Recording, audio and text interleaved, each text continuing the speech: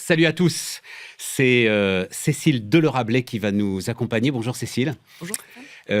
Docteur en cryptographie, Cécile. On va parler ensemble cybersécurité.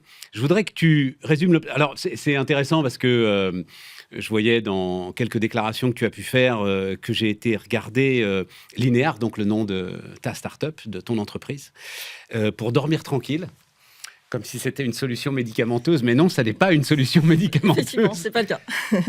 En revanche, ça met le doigt sur ce qui est le sujet aujourd'hui. Alors ça, je peux en témoigner dans mes conversations quotidiennes avec des chefs d'entreprise. Il y a l'intelligence artificielle d'un côté, qu'est-ce que je fais, comment je fais, comment est-ce que je me fais pas dépasser, et puis la cyber de l'autre, les deux devenant d'ailleurs de plus en plus sans doute étroitement liés. Tu dis les choses de manière assez simple, Cécile, et je voudrais qu'on commence par là. C'est-à-dire que tu dis, tout est parti sur le cloud. On a laissé nos données les plus sensibles partir sur des serveurs dont on pense qu'ils sont ultra sécurisés, mais en fait, on n'en sait rien. Et pour toi, c'est un sacré paradoxe, ça. Oui, effectivement. Alors, on n'en sait rien. Donc, les cloud providers, donc ceux qui fournissent des infrastructures pour stocker les données, assurent correctement leur sécurité. Enfin, en tout cas, la plupart. En tout cas, les trois gros d'entre eux. Voilà. Mais sauf que tout le monde n'est pas soit chez Amazon, soit chez Google, soit Mais ensuite, chez... avoir ces données sécurisées, ça ne veut pas forcément dire reposer sur des infrastructures qui le sont. Ça veut aussi dire bien utiliser ces services-là. Et c'est ça, en général, qui est mal fait. Donc, quand on a dans les gros titres des fuites de données, c'est pas que les cloud providers ont été défaillants. C'est pas du tout ça. Enfin, j'ai rarement vu, ou voire pas du tout vu, des défaillances de ce type-là. C'est juste que les services sont mal configurés, sont mal utilisés.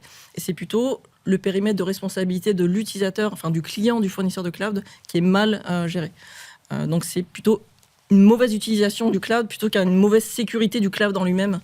Voilà. Et nous, c'est sûr. Et la solution, alors les techniciens disent on-premise, c'est-à-dire la solution d'avoir des serveurs sur site n'est plus une solution aujourd'hui. Non, c'est plus viable. Les volumes sont beaucoup trop importants. Voilà, la diversité des services dont on a besoin, voilà, tout ça a explosé. On a besoin d'usages beaucoup plus variés que ce qu'on était capable de faire, et surtout sur des volumes beaucoup plus importants.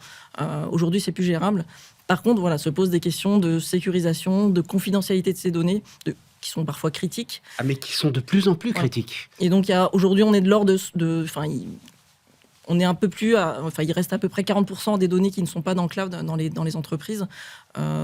Et pour celles qui y sont, des fois, on aimerait bien reprendre un petit peu le contrôle dessus, parce qu'on sent que c'est pas forcément idéal, le niveau de sécurité. Et ton sujet, il est, pardon de le dire comme ça, mais c'est bête comme chou, c'est plutôt que de vous inquiéter pour les serveurs, sécuriser vos données. Exactement. À l'origine, en fait. Exactement. Donc nous, on est plutôt sur une approche logicielle.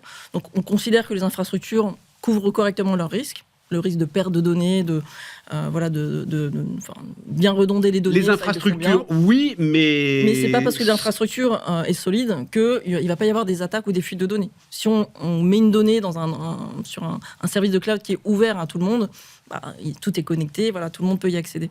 Donc il faut bien gérer les accès, en fait, et c'est ça qu'on fait de façon logicielle, c'est fournir des solutions pour gérer correctement les identités des accès. Donc ça, c'est un terme qui existe, IAM en anglais, Identity and Access Management, et on fait ça d'une manière innovante, non pas par des gestion d'accès logiques qui sont bien configurés des serveurs, mais par de la cryptographie, par du chiffrement sur les données elles-mêmes. Pour dire les choses vraiment de manière très très simple, ton sujet, c'est que chaque donnée, j'en sais rien, prenons l'exemple d'un micro-organisme, chaque donnée ne pourra être consultée que par celui qui a les droits absolu de la consulter. Exactement. Donc on sait qui peut... Quelle que soit la configuration, quelle que soit... Voilà. Donc en fait, on chiffre, on protège la donnée au moment où elle est produite.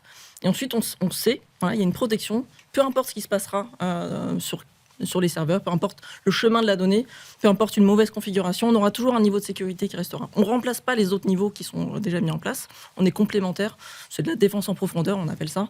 Donc on a un niveau là qui sera toujours là sur la donnée elle-même. Comment ça, tu les remplaces pas ? Si, d'une certaine manière, tu les remplaces dans l'arbitrage. On va parler des coûts, mais dans l'arbitrage sur les coûts que doivent aujourd'hui investir, enfin les sommes que doivent aujourd'hui investir les entreprises, il y a une réflexion à avoir quand même. À partir du moment où ta donnée, elle est absolument sécurisée. Alors, il n'y a pas de sécurité absolue. Voilà. Si on met vraiment les moyens... ceinture bretelle. Voilà, ceinture bretelle. Quand un État, la NSA, veut vraiment accéder à une donnée, on ne veut pas dire qu'on résiste à n'importe quelle attaque. Voilà. Il y a toujours des moyens quand on met les moyens. Voilà. Donc ça, on ne veut pas avoir ce discours-là. Par contre, non, mais on évite, on va dire, ce qui est aujourd'hui la grande crainte, c'est-à-dire la cyberattaque mafieuse, voilà. Pour le donc dire. Ça, par exemple, l'espionnage de masse ou même voilà, tout ce qu'on entend aujourd'hui comme fuite de données, on pourrait l'éviter si tout ça était mieux sécurisé, tout ça était mieux configuré ou protégé par des solutions comme les nôtres. Donc c'est plutôt ça les problèmes auxquels on s'attaque.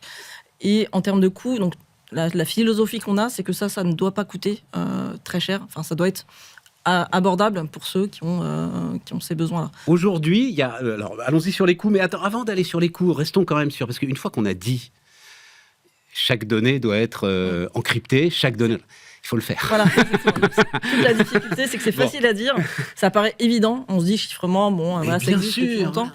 En fait, chiffrer un message entre Alice et Bob, parce que je pense que vous connaissez les principes de chiffrement entre Alice et Bob, ça existe. Non, on les connaît pas.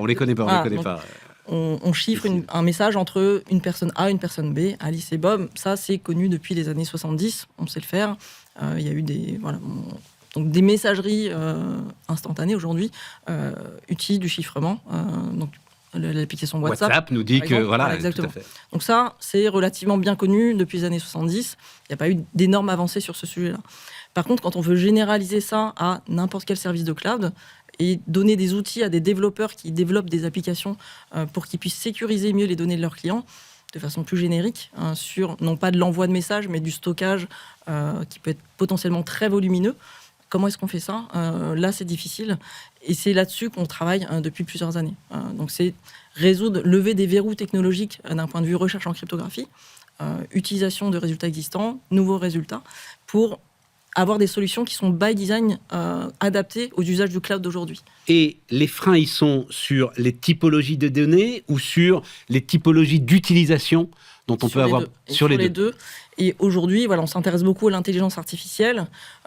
On entend de plus en plus parler d'intelligence artificielle multimodale. Donc, c'est être capable d'utiliser des données qui sont sur des bases de données, sur du stockage de fichiers, sur plein de modalités. Exactement. Et dans ce cadre-là, c'est vraiment très, très difficile, voire impossible de gérer correctement les accès d'une manière adaptée aux fonctionnalités qu'on va avoir. Et donc, voilà, nos solutions, dans ce cas-là, sont vraiment bien adaptées. Mais dans ton idée, puisqu'on va là-dessus sur l'intelligence artificielle, dans les discussions que je peux avoir, très clairement, l'un des risques, c'est-à-dire les entreprises seraient évidemment tout à fait prêtes à essayer de massifier les données disponibles pour l'intelligence artificielle pour essayer d'avancer, trouver des solutions là, mais elles ont peur de la fuite. Voilà. Et donc là, tu peut arriver à résoudre ce dilemme qui va être un dilemme qui va être de plus en plus important aujourd'hui pour les grandes entreprises. La quasi-totalité de nos discussions commerciales aujourd'hui sont sur ce sujet-là. Donc voilà, on a envie d'avoir des intelligences artificielles de bonne qualité, donc on a besoin de données. Et des données de l'entreprise les plus précieuses, voilà, en fait. Ouais. Sinon, on ne peut pas bénéficier, s'en servir, avoir un levier sur ces données-là. Donc il y a une vraie pression chez les RSSI pour qu'ils libèrent des usages de l'intelligence artificielle. Ils ont envie de protéger tout ça le plus possible. Donc évidemment, là-dessus, on est vraiment bien adapté. RSSI, ce sont les patrons de la sécurité informatique, voilà, qui sont souvent, d'ailleurs, ou parfois aussi les directeurs des risques. Oui. C'est-à-dire que c'est un sujet qui est plus sur la gestion et l'intelligence des risques que sur la technique. C'est en fait plus un sujet de directeur des risques qu'un sujet de CTO ou de digital technique. Ouais, c'est un peu à la croisée des deux. Donc, où sont tes freins aujourd'hui ? C'est des freins techniques ou, pour en revenir là, est-ce que c'est des freins une question de coût ? Moi, je sais que les assureurs, par exemple, qui reviennent, j'ai vu ça d'ailleurs, à un moment, ils étaient partis de la cybersécurité, ils sont en train de revenir, disent en gros, c'est 10% du chiffre d'affaires. Ce qui est un peu arbitraire, finalement.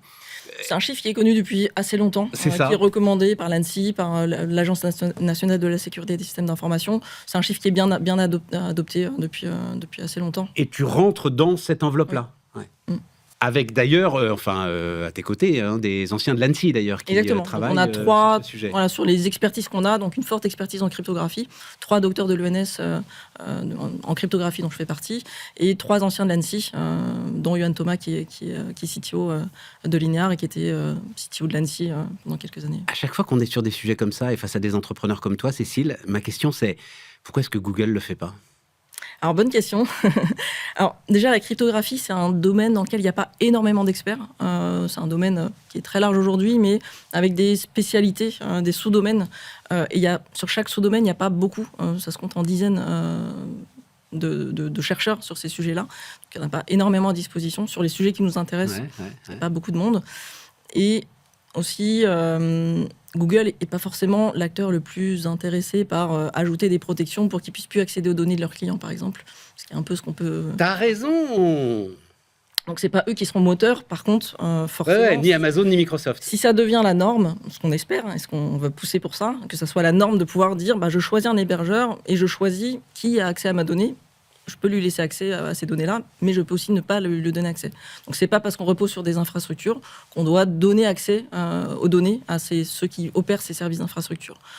Donc, effectivement, les cloud providers qui quand même peuvent parfois utiliser les données de leurs clients sont pas forcément les plus moteurs pour ça. On ne protège pas que contre ça. On peut pas diaboliser, mais ta réponse est très très intéressante. Mais ils sont schizophrènes sur cette question. C'est à la fois difficile et à la fois on ne voit pas forcément pourquoi est-ce qu'ils pousseraient à ça. Dernier point, le fait que tu sois en France, que cette recherche donc très très rare que tu nous décris se fasse en France, t'y mets une question de souveraineté? Alors déjà en France, on est très bien placé au niveau mondial en cryptographie. On est un des pays qui a les meilleurs chercheurs en cryptographie. Et de manière générale, en cybersécurité, on est plutôt très bien placé. Donc être basé en France, c'est un énorme avantage pour avoir accès à des talents qui sont pertinents pour les sujets qu'on traite. Et après, souveraineté, oui, on peut répondre à ces enjeux-là, mais pas uniquement. En fait, la sécurité, c'est plus large que la souveraineté. On est d'accord. Voilà. Mais voilà, quand il s'agit d'utiliser des infrastructures américaines, par exemple, des solutions de chiffrement peuvent effectivement ajouter des choses, notamment quand on veut se protéger de lois extraterritoriales. La sécurité est plus large que la souveraineté, mais la fuite de données des clients d'un club de sport me préoccupe moins que des fuites de données souveraines qui... Mais donc effectivement, quand on veut allier utilisation de cloud américain et souveraineté, maîtrise de la confidentialité des données, nos solutions qui sont logicielles sont effectivement adaptées, mais pas que. Merci Cécile. Merci à vous. Cécile Delorablet, donc, qui nous accompagnait, et ça s'appelle Linéa.